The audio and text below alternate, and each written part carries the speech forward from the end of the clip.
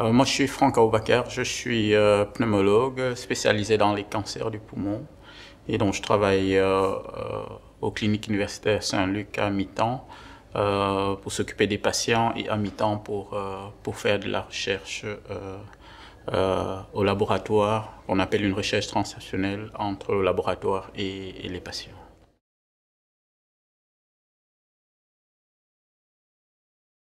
Dans le cancer du poumon, qui est le plus grand tueur des cancers dans le monde, ces 10 dernières années ont été marquées par deux avancées principales.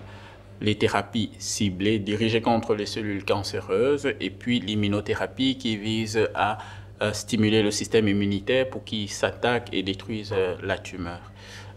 Et dans cette immunothérapie, on est content de voir qu'il y a certains patients, un tiers des patients qui bénéficient de cette immunothérapie au long cours. Et donc, on est content pour ces patients, mais malheureusement, il y a les deux tiers qui n'en bénéficient pas. Et donc, notre projet de recherche ici vise à trouver des mécanismes, effectivement, qui permettent d'améliorer cette réponse de l'immunothérapie pour la majorité des patients qui n'en bénéficient pas.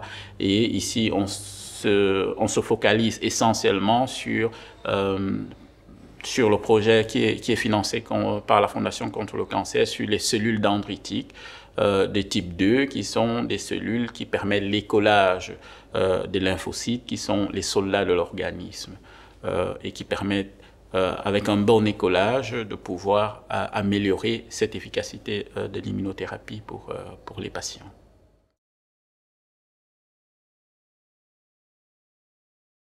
C'est crucial parce que la Fondation contre le cancer est l'un des principaux organismes publics qui permet de financer la recherche en Belgique. Et sans ces financements-là, par exemple, notre projet qui est quand même, on estime un projet assez grand en collaboration avec mes collègues de la VUB, qui nécessite beaucoup de moyens, non seulement humains et matériels, n'aurait pas pu être financé ou n'aurait pas vu le jour sans le soutien de la Fondation contre le cancer.